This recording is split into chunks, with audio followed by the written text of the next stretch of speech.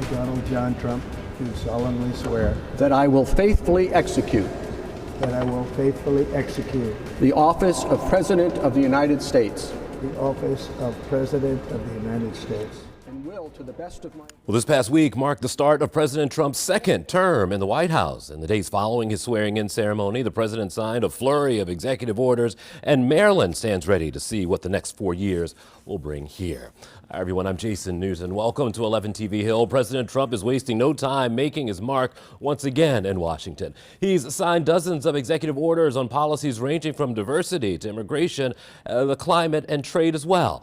Many of these orders surrounded issues the president campaigned on leading up to November. At his inauguration, Mr. Trump called his return to the White House a tide of change. I return to the presidency confident and optimistic that we are at the start of a thrilling new era of national success. A tide of change is sweeping the country. The recent executive actions also give some perspective into his priorities of this second administration. And joining us now to talk a little bit about that is Dr. Ian Hansen. He's from the University of Maryland, Baltimore County. You've done some polling. Good to see you, by the way. Good to see you again, Jason. Thank you. When you look at polling so far, as folks have gotten to get a taste of what the second administration will be like, what have you seen? Yeah, so we're in an era at the present moment of the honeymoon, right? This is a moment when we see Trump's approval rating rise a little bit relative to during the campaign. And so this is kind of the moment where he's able to lay out his agenda to a public that is at this moment a little more willing to hear him out than previously, right? Can the public say something that they may not like anymore? So, for example, tariffs. Tariffs, huge on the campaign trail, but Absolutely. I feel like as we look at these orders, we haven't heard anything. Yeah, it's interesting to note that Trump has done an enormous number of executive orders over the last couple of days with a huge, wide-ranging agenda across all the issues that you just mentioned. Yeah. One of the things that's not on the agenda is tariffs at the present moment. Now, part of that may be because he needs Congress to come along with him on some of these things, right? It's important to note that an executive order is an instruction to the federal bureaucracy. It's not a law, right? Yeah. So there are some limits in terms of what's actually possible given this instrument. But that's actually somewhat unpopular among the American public, and so it may be one reason why Trump is backing off on some of those particular issues. You gave a good example before we started taping. You said, listen, the people of the United States are like a thermometer, and that can really explain a little bit of how that can move a candidate. Yeah, it's interesting that, you know, a lot of people think about Trump as being somebody who doesn't really think about anything but exactly what he wants to do. Yeah. But he is sensitive, like all politicians, to the public, right? And so if something is very unpopular, he's going to be aware of that and sensitive to that. And I think another aspect that is maybe a little different than some other political candidates or presidents, Trump also specifically seems to be very, very sensitive to the stock market. It's something he talked about a lot in his first term. He claimed a lot of credit for high stock prices.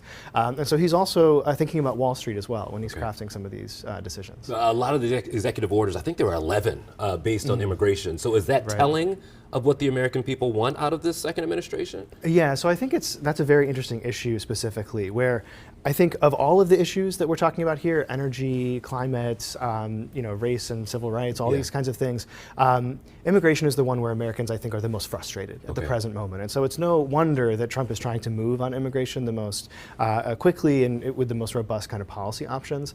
I think really the question is going to be whether the public learns about some of the details of these policies, right? Because that's always the case, right? Where you might say, something needs to be different here, we need to change what's happening. When we get into the actual nitty-gritty of what's being implemented on the ground, we might see that the public might divide sharply. Well, yeah, that's what my question is. So if you do hear the details, is there a chance that thermometer then changes or steadies?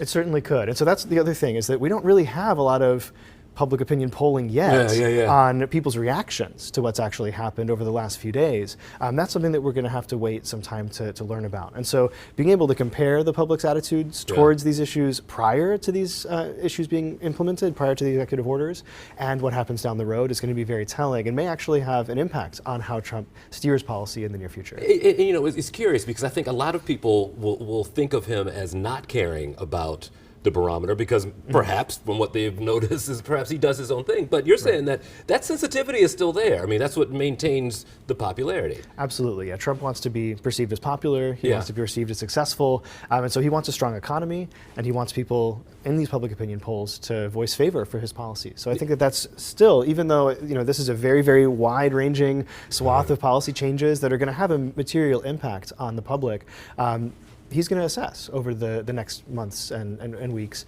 after the fact to see what the public actually says. We all crave popularity polls or approval ratings. Right. Where do things stand now, at least from what you hear as you do polling? Right. So again, it's very divided, right? Okay. As all things are in American politics today. What we're really seeing again in this honeymoon phase is that Trump is about 50-50 in terms of his public approval rating at the present moment. And so again, with some of these policies, he's going to be trying as much as possible to try to bump those numbers up.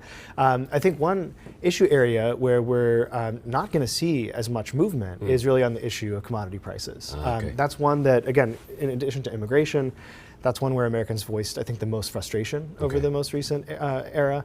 People were upset about the price of certain commodities. I mean, everybody's talking about eggs. Eggs these days. Eggs seems to always be the thing everyone talks about. And so obviously that's a very, very difficult policy to ultimately implement. There's some executive orders that talk about this issue, but it's very unclear exactly what the details are going to be that will reduce those prices, especially given what we've seen with bird flu and some of these other sort of challenges to bringing down those commodity prices. So that's going to be, I think, a thorny issue for Trump to confront, and it's going to be one that he's going to be particularly sensitive to trying to move on, because the current executive orders that he's got in place aren't, I think, fully accomplishing that. Okay. Keep your cell phone on. I'll be calling. I'm sure we'll talk again. Thank you so much. Ian Anson, always good to see you.